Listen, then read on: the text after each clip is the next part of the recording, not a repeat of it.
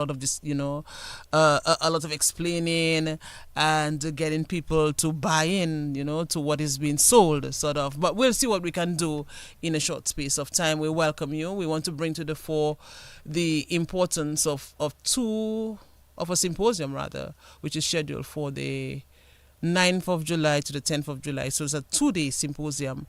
The Ministry of Agriculture, Fisheries, the Blue and Green Economy is hosting a national cannabis symposium.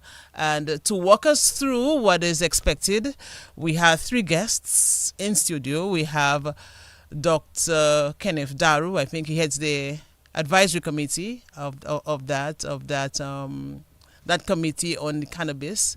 And we also have with us Dr. Mario Casimir, and we have Mr. Trotter, right? And we'll get, of course, the introductions, and we'll get right into the discussion. Gentlemen, good morning. It's a pleasure to be in your company.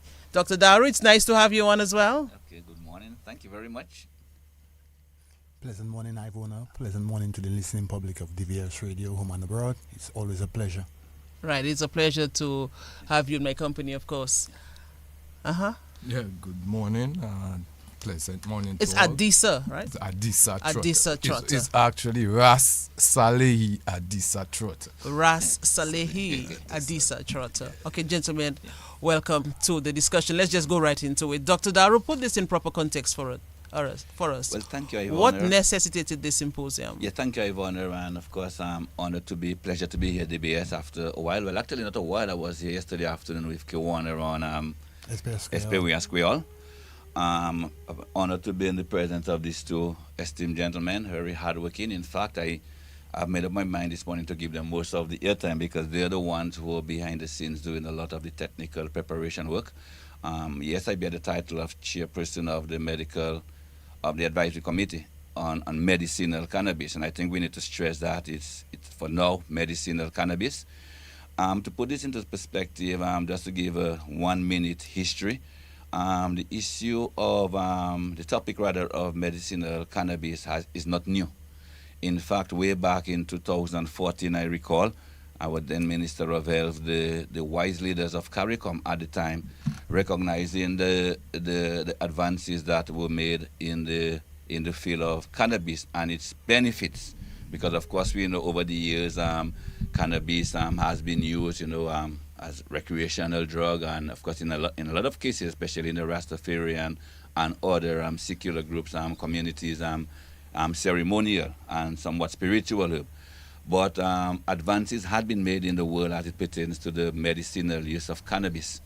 And the wise leaders of CARICOM, of course, we've been a tropical country, and Fertile Soil felt that it was necessary now to have a very objective, a very targeted discussion as it pertains to the use of cannabis, the therapeutic and medicinal use of cannabis. Commission, I think, was put in place, headed by, really bright minds in the region, legal minds, scientists, and in fact, a bona fide elder from the Rastafarian community was part of that CARICOM commission. I think it was spearheaded by a doctor, I'm trying to recall the name, from UWI. Professor Bella Antoine. Yes, from UWI, legal luminary, PhD. And their task was simple, that I think they were given a year, if I recall, to, of course, have discussions and to put together a report, to present to the heads of CARICOM as it pertains to the use of cannabis. Unfortunately, Dominica, as it pertains to Dominica, we had Tropical Storm Erica in 2015 and again Maria in 2017. So that in itself kind of impeded the advancement of the discussion here in Dominica. Of course, the country had a lot more priorities then, people without homes, etc., infrastructures to be built. But that didn't prevent us from starting the discussion. I remember myself as the Minister of Health that we had a national symposium, Dr. Casimir. Correct. I think it's in 2018 it was, 2018. Yeah. It was good, but as I said, priorities had shifted then, which is why I say some people talk about why so late, and I tell myself better late than never. And also, while we think that yes, some other countries have gone ahead, etc., we also think it might be advantageous or beneficial to us because we would not make the mistakes, and that the others, we would have learned rather from the mistakes that the other countries have made. So here we are today. And I really want to big up the Ministry of Agriculture and all the others who have been involved. And I think the Cabinet of Dominica, of course, right now, I think that this is the time now to start back the discussions. And not only that, I think 2 years ago, in fact, some advancement have been made. I think some 2 years ago, we passed this law in Parliament where we decriminalized to a certain extent. I mean, portion of cannabis, I think 28 grams you are allowed to work with one person, and each household allowed free trees. But we feel that was while I think this was a great step, and also to expunge the criminal records of folks who would have been arrested or charged and convicted with this minuscule amounts of cannabis. But while we think this will, I think, positive steps or steps in the right direction, we feel that there's a lot more, especially Dominica being this organic country with lots and lots of virgin soil. That we feel that maybe that Dominica might have this special product that we can offer the rest of the world. So the Ministry of Agriculture spearheaded, and I think this cabinet approved this advisory committee where I think I was asked to chair this committee, and I gladly accepted for a number of reasons. I'm pro-ganja, I proudly say. It doesn't mean that, don't go and say that Doc say he smoke weed, okay? I'm just pro-ganja, and we'll leave it at that. Yeah. And but also I think the cabinet and the minister in particular of agriculture felt that I was in a very not peculiar, very advantageous position where I'm a medical doctor first and foremost by profession. I'm the Minister of Health, so I'll be familiar with policies and discussions I'll be there not only locally but regionally and internationally. Also, my last stint was as the Minister of Foreign Affairs, discussions held. And most importantly, as a father also, because as I said yesterday on Talking Point, we also have to look at the safeguard for the vulnerable population when we advance this medicinal cannabis. So here we are. Sorry, I'm a politician at heart sometimes. It's all right. You have covered a lot in your preamble. And then when I start, sometimes, somebody have to it guides the discussion. That's good. To stop. That's good. So then this national symposium is being planned, and I will now get turned over now to the guys who really are the guys, I must say, who have been behind the scenes playing an integral role in all of yes, this. I remember in 2023-2024 National Budget Address when the Prime Minister highlighted the formulation of this national cannabis framework, to advance the development of the medicinal cannabis industry. Dr. Casimir, let me come to you. I know I got a definition from Dr. Darroux, but when we speak of a medicinal cannabis industry, what really does that mean? How do you define the medical cannabis industry? Thank you, Ivona, again. And this is one of the pieces of exercises that we have been conducting. So before we even get to the definition, Dr. Darroux spoke of the National Cannabis Advisory Committee, and I would like to actually elaborate a little bit on that. So this was cabinet approved with 8 technical committees formed, spearheaded by different focal points. So there's a technical committee on medicine, a team of 10 medical doctors looking at the legislative framework that is currently available. You mentioned 10 medical doctors? Correct, okay. Which is spearheaded by Dr. Vernon Deschaussee. We have a legal team spearheaded by the Office of the Attorney General, which includes the Director of Public Prosecutions, lawyers in the private practice, as well as public officers within the framework of the Ministry of Legal Affairs. We also have an economic group spearheaded by Mr. Alvin Bernard from the Ministry of Economic Development and Planning, which looks at the whole industrial models to include people like McCarthy Marie and a whole many industrial and business-oriented people within that working group. We have a social and public working group looking at, again, the vulnerability checks and balances to include people from the welfare division, the psychiatric unit. So yeah, there's a number of ongoing discussions coming up, and at the symposium we intend to bring forth preliminary discussions that has been actually very pertinent in terms of framing the legislative framework. So what I'm getting from you is that there are quite a few local stakeholders involved in the development of this framework. When we looked at the composition of the exercise, there were in excess of 70 people identified to actually be involved, like I said, from the public and private sector.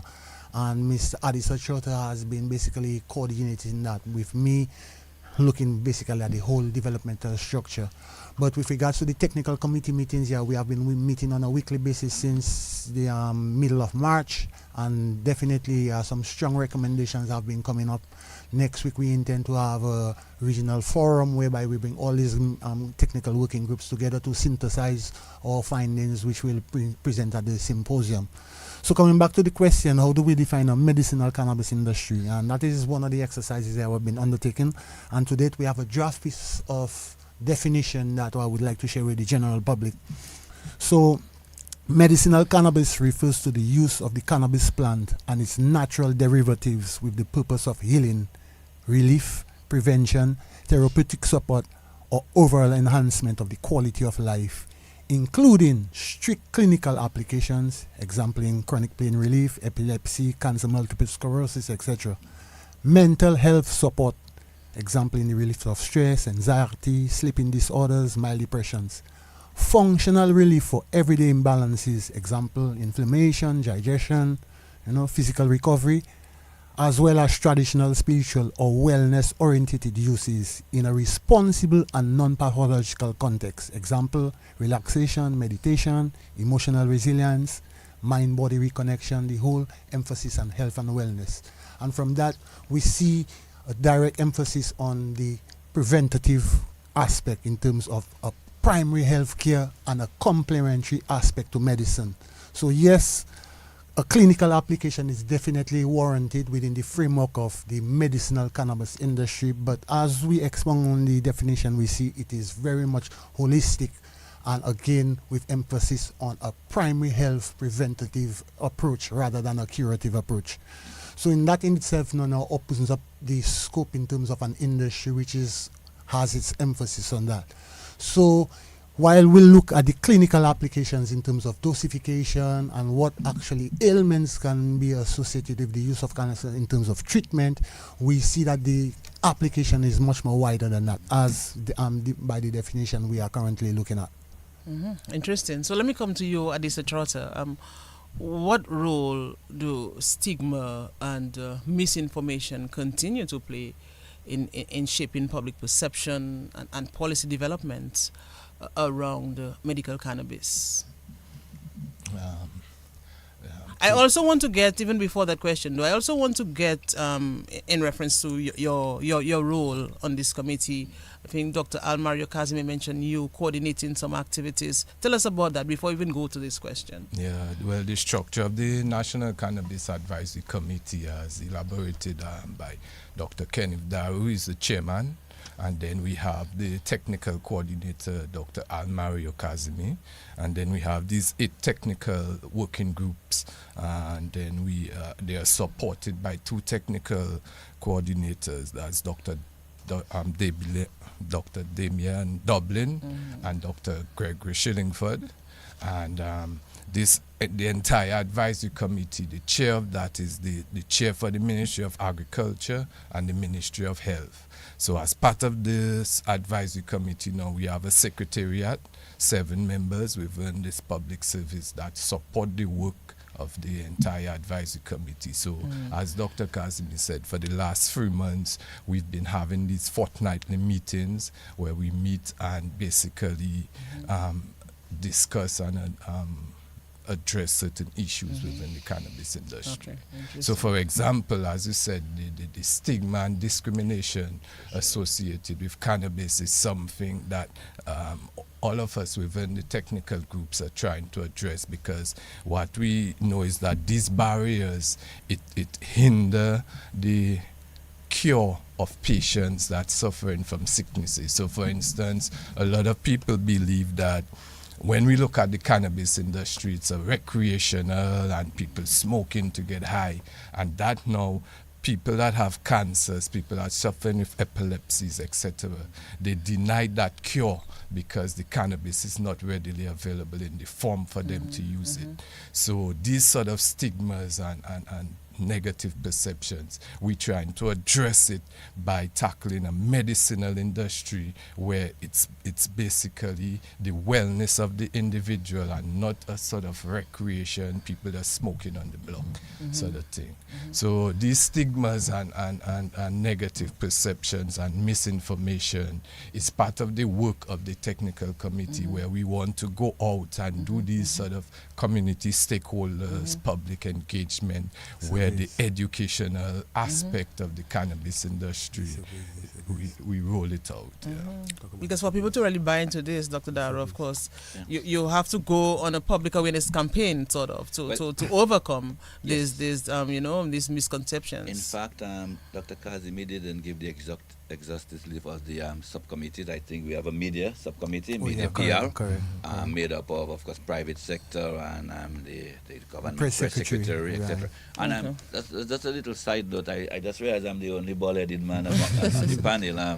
You should have given me some time to Interested. Also, as it pertains to cannabis, interestingly, Yvonne, just last evening I was looking at, yesterday I was looking at a press conference from St. Kitts. Correct. And we have the ongoing St. Kitts Music Festival, where the authorities, I think, actually allowed a safe space, what they call the 420, which represents a significant number, or date rather, for cannabis users or the cannabis industry, which dates back to some high school California, some students, and I think that the time they would meet at particular point, back in the 1970s, I think.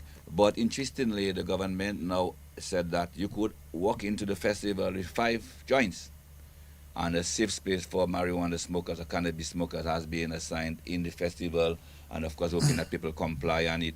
But as I was saying, and I think my friend Mr. Trotter said, the stigma is there, of course, because traditionally, people have been persecuted for the use of marijuana. And I think the government has taken, as I said earlier in my preamble, some positive steps, some steps in the right direction. The issue of the decriminalization, the expungement of the records of people who would charge a minuscule amounts of marijuana, etc. But as I said, we see now is the time to, of course.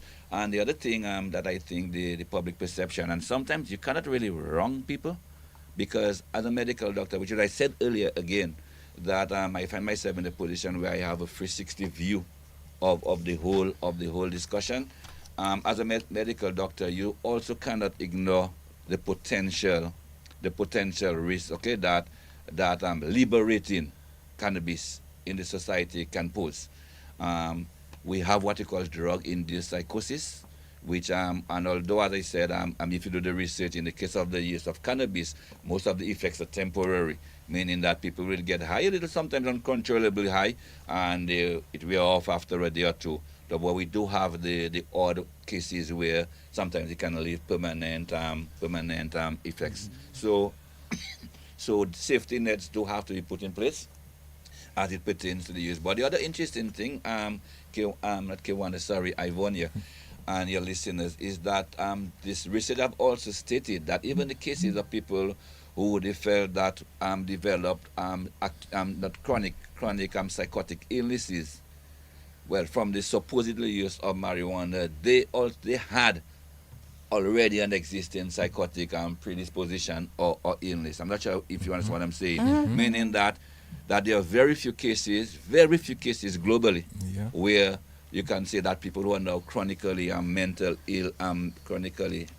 ill has been related to the use only of cannabis. In other words, they would have had a predisposition, some existing underlying mental issue.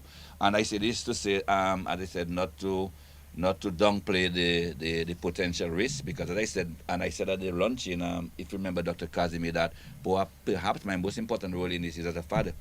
I'm the father to teenagers. You understand me? And we have to understand that if and when this thing gets into place, it means therefore that cannabis and cannabis products will be more readily available. I mean, I'm not saying that everybody will be walking around with the cannabis products, but it will be more readily available.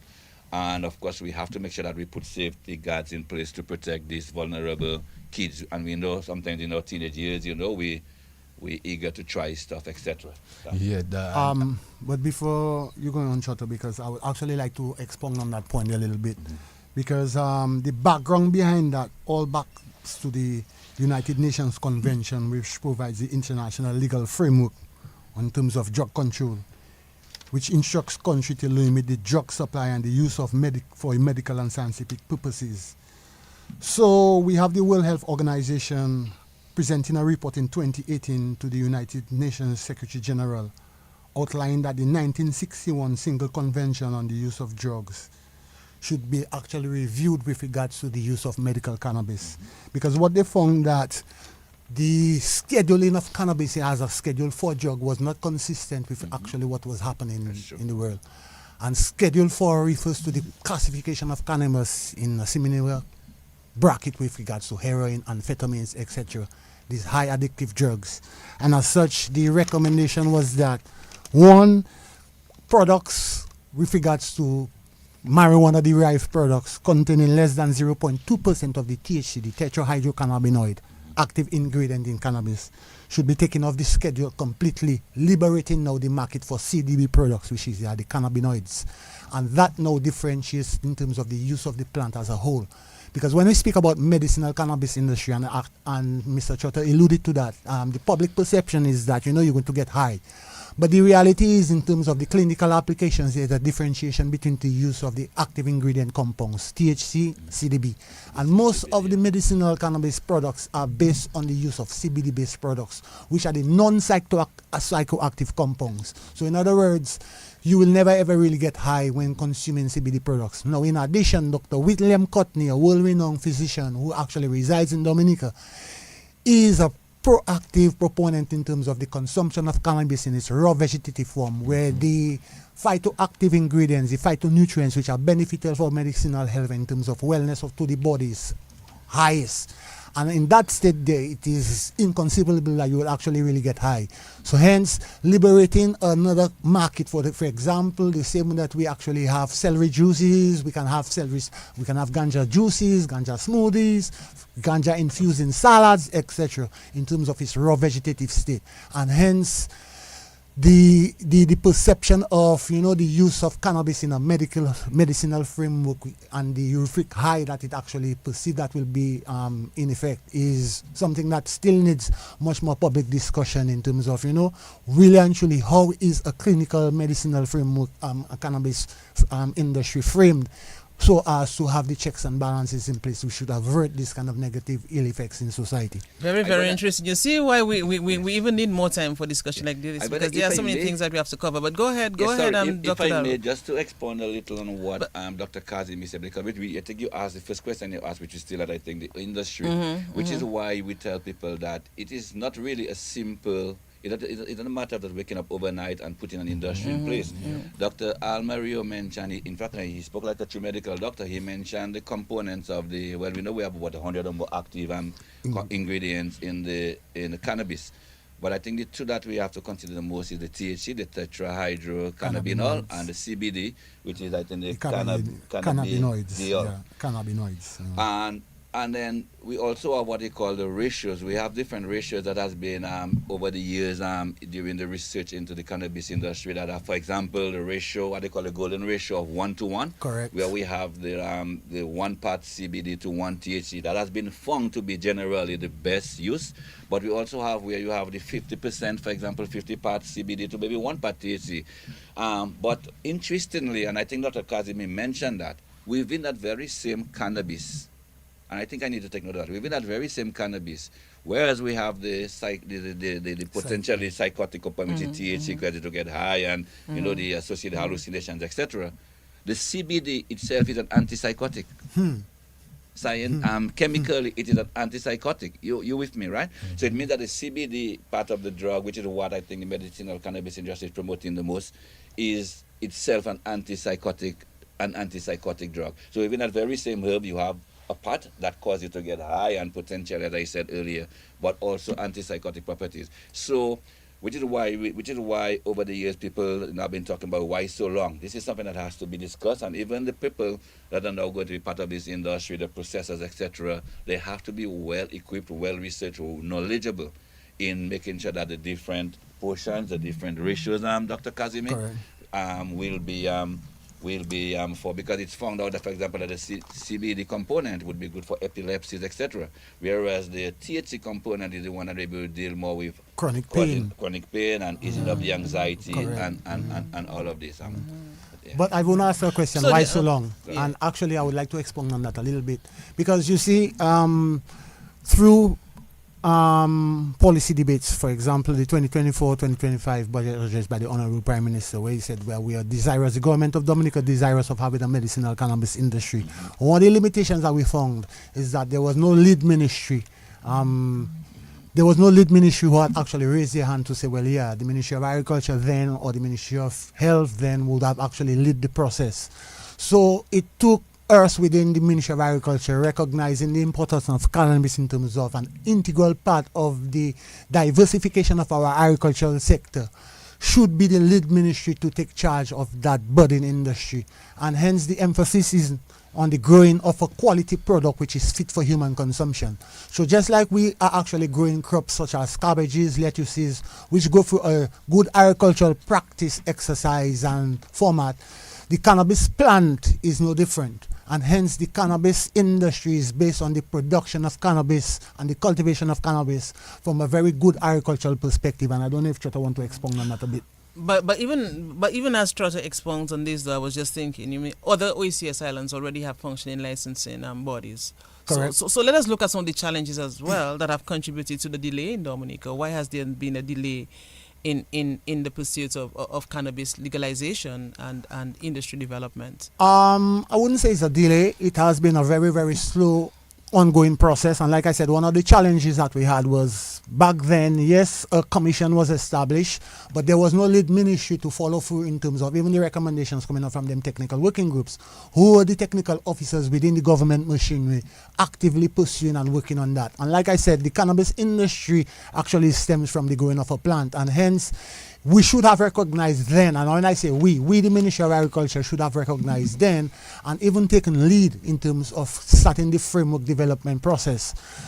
We are there where we are right now, and the work is not actually acute, it has been ongoing. So as early as, again, 2018, the 2018 CARICOM report, which recognized certain challenges and opportunities, we pursued on that in regards to the consultancy through the Impact for Justice in the Caribbean project, which in 2023 produced a draft preliminary report with regards to the legislative framework for a medicinal cannabis industry. That piece of legislation was based on a review of 4 regional OECS countries: St. Vincent, Barbuda, Antigua and Barbuda, Barbados, and I think St. Kitts Nevis. And based on the consultation process through the consultancy exercise, the report highlighted that, there were gaps that Dominica could have now corrected in that piece of legislation. Unfortunately, the political climate in 2022, December in particular, did not actually foster the further advancement in the work. And we are here once again in 2025 in terms of looking at it full circle, with the Ministry of Agriculture taking a definitive lead in terms of a cabinet-approved technical committee working behind the scenes. That's right. Yeah, and also with part of doctor said it's not really a delay, but the issue, as Dr. Kennieth Darroux stated earlier, that in 2017, after the CARICOM Commission report, there we had the commissioner, the consultant came down and gave the findings. But as Dr. Darroux said, Maria just passed and priority couldn't have been towards the cannabis industry at the time. So this sort of delay into why we are where we are today, but the work behind the scenes still continue, because as Dr. Casimir said, we, under the Impact Justice Project, we formulated the draft medicinal cannabis bill, and then we have had these internal discussions in the Ministry of Agriculture, where after Maria we identified cannabis as part of our 5Cs program, where we would have addressed climate resilience through those priority. Interesting crops. that you mentioned that, Adisa Trotter, because I wanted to ask, because the Ministry of Agriculture often references the 5Cs in its agricultural development strategy. So what are these 5Cs and how do they relate to cannabis cultivation? The 5Cs are crops that are basically starting with C. So you have the cocoa, the coconut, coffee, citrus, and the cannabis. So what we have identified in our agricultural landscape in Dominica is that because of our topography, these slopes, the tree crop cultivation is best in terms of that sort of system integrated with cannabis in there. And also cannabis is a plant that sequesters carbon. So when you look at this climate change issue, this cannabis plant fits in well within this whole climate resilient agenda. Dr. Darroux, let us go to another area. I think it was mentioned sometime earlier, but I just want to ask a direct question though. Will the average Dominican citizen have an opportunity to participate in the legal cultivation and the commercialization of cannabis for industrial and medicinal purposes? I know that was touched on earlier on, but I want to stay on this a little. Of course, and I think this is the general idea. I think that any policy, developmental policy that is formulated by the government, that the average citizen has to benefit. Again, as I said yesterday, I do not want to give people the impression also that it's going to be a free-for-all, meaning that, because they've given the go-ahead, there's a licensing committee in place that anybody could just plant marijuana. Because I think we mentioned earlier in the discussion the THC, CBD, etc. There's a science involved also in the we're starting with the cultivation. There's a science involved because a certain strain, a certain breed with the percentage of CBD to THC has to be grown or cultivated towards that market, specific cannabis industry and ultimately subsequently the market. We as Dr. Casimir and myself said, one of the subcommittees that we have is the business and economic subcommittee. Right. So of course we are looking at various models, of course looking at what exists in other Caribbean islands and also worldwide, globally. And of course we will come up with our own hybrid our own hybrid model. But the idea that we're looking at potentially would be, of course, that to have some investors, which is why the symposium we're going to talk about, we also have what we call an investor dinner. So while we're not there yet, but we don't think it's too early to talk to people who might be interested, especially as I said that we think that we might have a unique product in like an organic country, etc., with lots of virgin soil, that licenses be granted to certain number of people who in turn can now sub-license or within that license framework that granted that they will now be allowed or legally permitted to have maybe X number of cultivators or planters supply them with the particular quality and quantity of cannabis. Now I say that, and in fact people, ever since this committee was launched, I think I mentioned that Dr. Casimir, people have been messaging me and calling me black is white, they need a license to plant, etc. But so what will this licensing system look like though in practice? I'm coming to that. The hope is that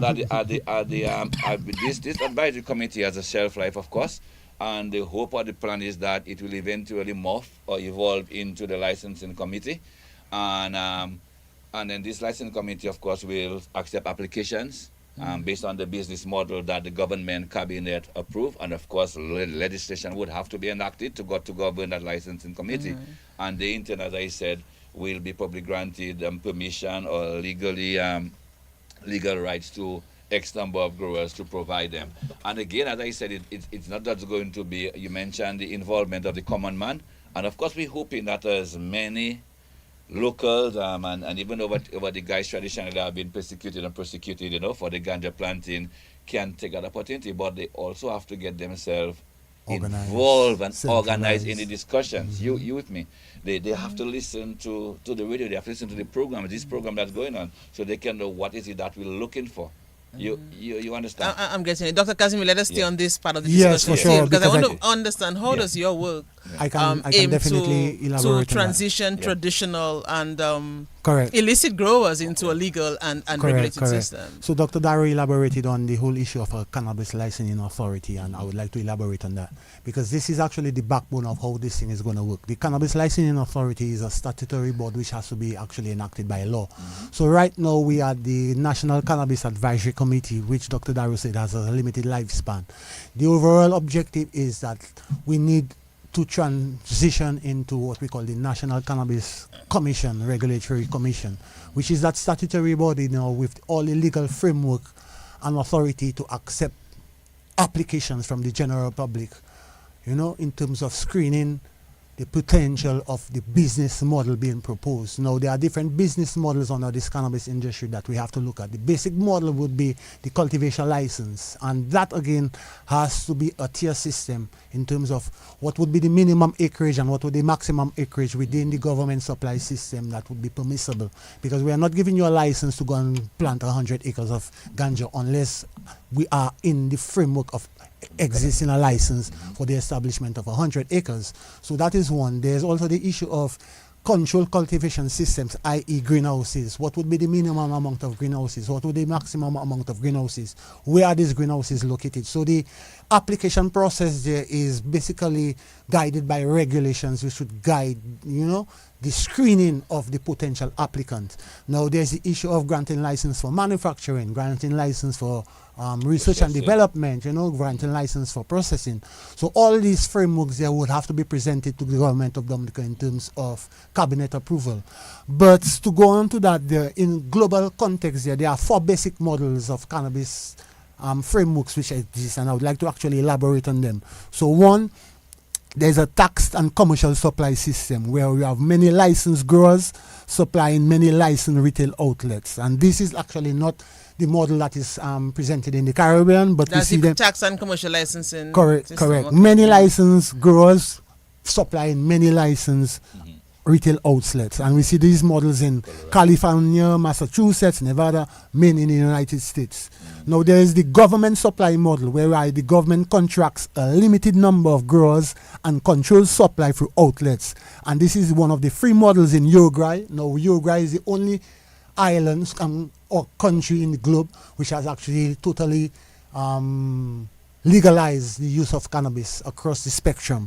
But this is the model in terms of the government supply system that most Caribbean countries, when I say most, we talk about Antigua, Barbuda, St. Vincent, St. Lucia, these countries, Jamaica, which have active cannabis industry that they follow. So in the case of Dominica, yeah, this is the framework that we see in the infancy stage there that we can actually engage ourselves. Whereby, yes, the government through the Ministry of Agriculture, that statutory board under the umbrella of the Ministry of Agriculture, accepts applications and then grants licenses within that framework. There's also the issue of, for example, social clubs and permitting homegrown for not for retail and commercial purposes, which is the pseudo framework that we have with regards to the decriminalization of 28 grams and homegrown free plants. But from a commercial perspective there, yeah, it is also going to be industry pushed and driven. So yes, the basic idea is, yes, we will contract a certain number of local growers, i.e. those who have actually been traditionally involved, and hence supply this manufacturing input industry which would further now develop products and or raw materials to supply further afield. So the framework is still being designed. The next step would be to actually get the Cannabis Licensing Authority established in terms of functionality, officers, office space, and hence start the application process. But all that, like I said, would have to be cabinet approved, parliamentary approved. That's right. Interesting. I see you have another officer here as well. So a lot of things are happening ahead of this symposium.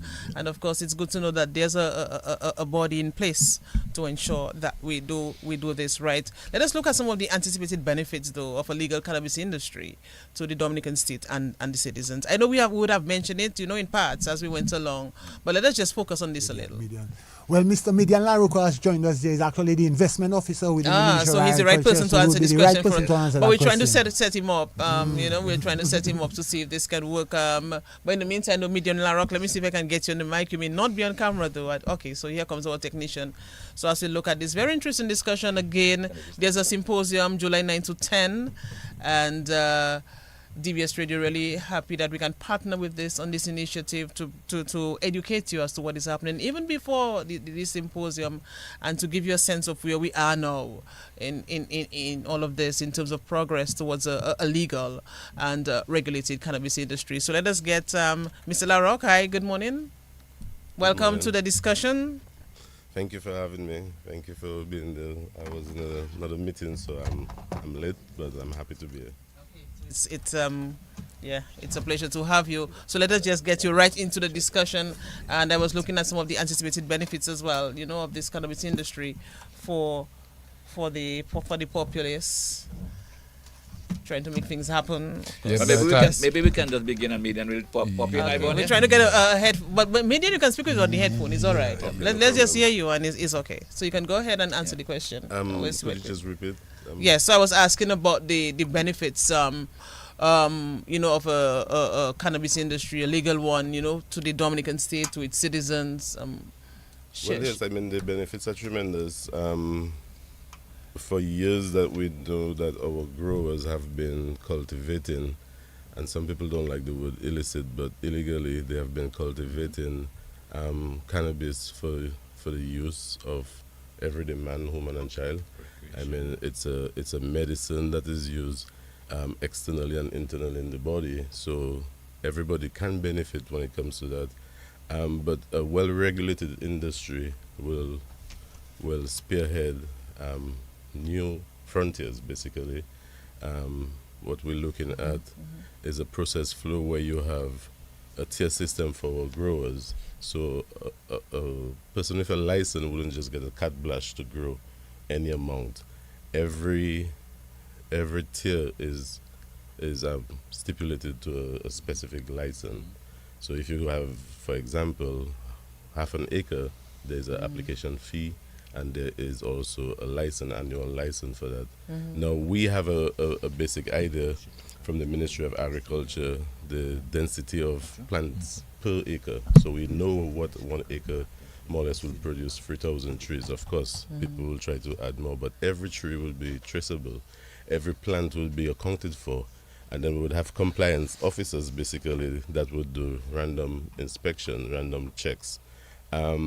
These growers basically would be subjected to some sort of regulations. In this instance, we're looking at DOMGAP, which is Dominican Good Agriculture Practices, and the reason for that is to ensure that there is uniformity and there is also some sort of control in terms of the indiscriminate use of agrochemicals, for example, and also that we will ensure that the environment, the workers, they themselves are well protected with the education in terms of calibration of the equipment, the PPEs, and so on. Because what we want to do is to have a process flow that is safe and wholesome, basically, and that's at the front end. These growers now will be able to sell to a processing facility, which will be GMP certified, which is another regulation, another standard, which is good manufacturing practices. That facility would be subjected to or testing, basically, of the product. So we were looking at things like heavy metals, we're looking at pesticide residue, we're looking at toxins, because we want to ensure that wherever that product goes to, whoever uses that product is safe, that product is not adding any negative attributes towards the body, because for us it is medication. For us it is for the wholesome rejuvenation of the body. So the factory would now, so the growers will have a direct market in that factory. The factory now could also sell to our agro-processors, our local agro-processors that are doing tremendous products, good products, our creams, our oils. You have people like Jody Dangleben, Terry, you have 20 grams, all producing good quality products, well labeled, vetted.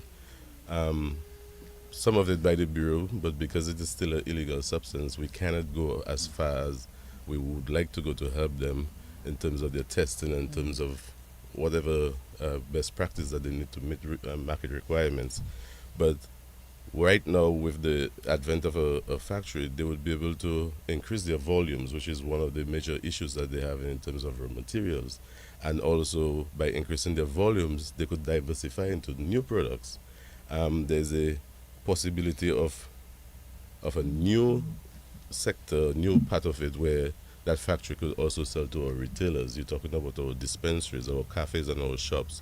They will be subjected to regulations as well, and they will be subjected to best practices where you will have age appropriate people, and we're looking at 21 years old. We're proposing that for the legislation that nobody below 21 would be able to apply or engage in any of the cannabis activities. And all of that now can be exported. But part of what was mentioned is the investment dinner at the symposium, which is on the 10th, the night of the 10th, where we're looking at potential investors, both local, regional, and international investors that have shown interest in some ideas or projects. So there's a portfolio of ideas of projects that we would want to disseminate to the public, and actually to do the networking where we'd have our local entrepreneurs and so on be attached to some of those investors where deals can be made and contacts can be shared. Our hashtag really is Dominica Hills. Dominica Hills? Dominica Hills.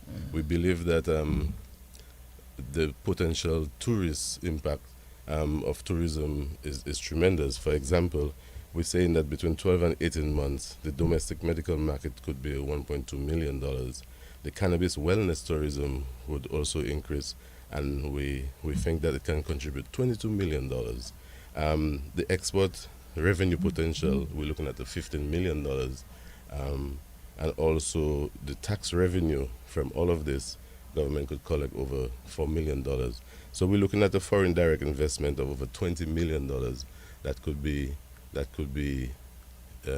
injected into the local economy, because as the other gentleman mentioned, part of our Ministry of Agriculture program is to increase our GDP to 700 million by 2030, and we believe cannabis is one of the ways to get us there.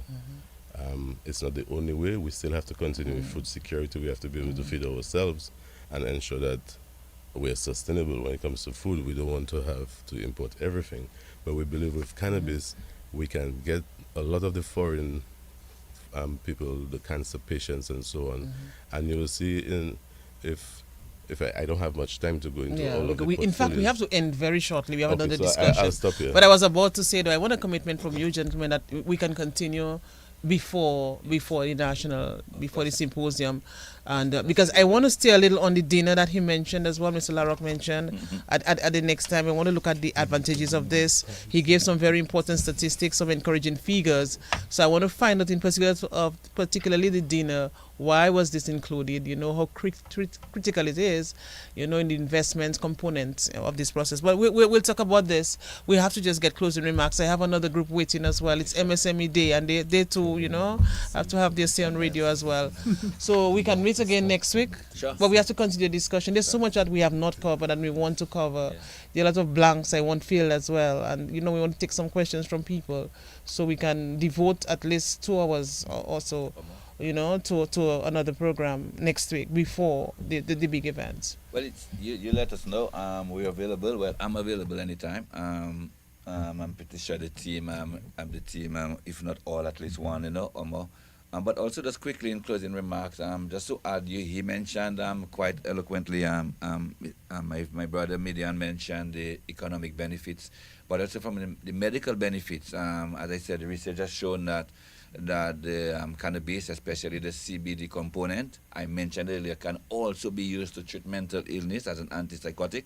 It has been known to treat chronic pain, especially cancer patients, terminally ill patients. I'm pretty sure you would be aware, of the tremendous amount of pain they would be in, in their last days.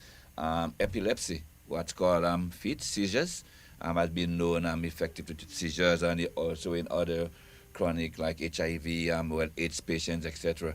So the medical benefits are few. And the other thing I think, Ivon, here you mentioned about the local growers. I think it's important also to point out, I think, or reiterate the avenue this is going to provide to them to now engage in the legal cultivation.